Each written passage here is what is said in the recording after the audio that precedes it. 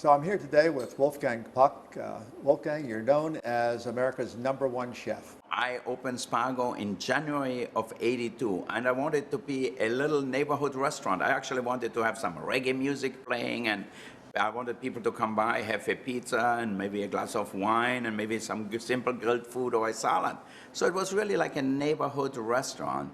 And little did I know, after 3 weeks, we were booked 2 months ahead.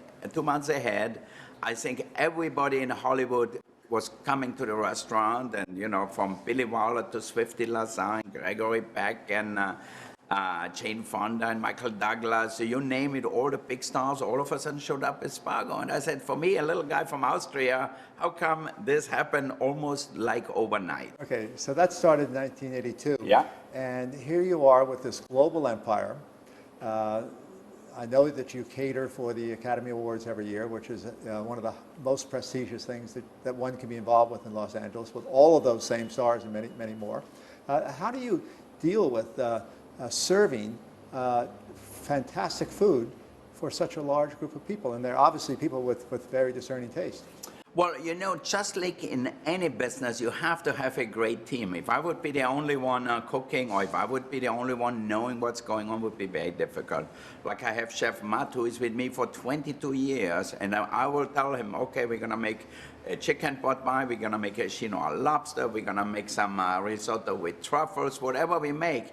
And he then delegates to the people we trained. So we trained over the years so many people. So, for example, for the Academy Awards, I have 2 kitchens. There's a big ballroom which seats 1,600 people, and I have a kitchen on each side of the room, and I have 300 chefs altogether.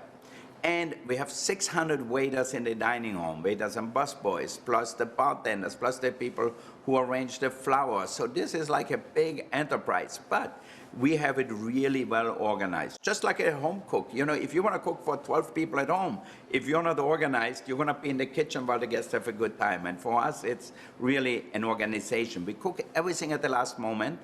Like I remember the first year we did it up at the Hollywood and Highland, I cooked maybe for 800 people. We had a dish, a main course with steak and lobster, like a surf and turf kind of thing.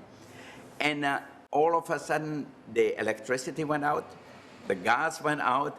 We still had to cook for 800 people, and the dining room was full of people. We already served probably 600 people because I cook everything at the last moment, and I could not find the engineer. So I put these little Sterno stoves up, and I had like 25 or 30 of them, and melted butter in it. And then finally, after 10, 15 minutes, I found the engineer. The security was so tight, they didn't let him come up where we were cooking. And then finally somebody got him, and then he fixed it. But nobody in the dining room actually knew anything, because the security light went on in the dining room. It was a little bit brighter maybe than before. And we just continued. Everything was turned on again. We finished to cook our steak, the lobster, and everybody was served. Nobody ever knew that actually this 15 minutes, for me, were the longest 15 minutes of my lifetime.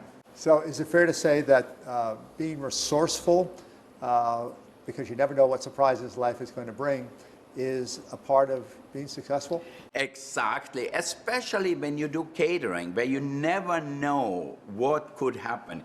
If it's a party in somebody's house, I went in Washington, a very famous politicians in Washington, in Georgetown. I go to their house, and they had pots and pans. I would never cook in one like that in my life. I had to send somebody out to get us pots and pans so I can cook. Meanwhile, they were living in a $5 million home. So I think you never know what to expect. So now I always take my equipment with me. I take my griddle, I take my wok, so at least I have the minimum. So that way I know if I have to cook fish for 20, I put it on a griddle, it comes out perfect. So preparation is a big part of...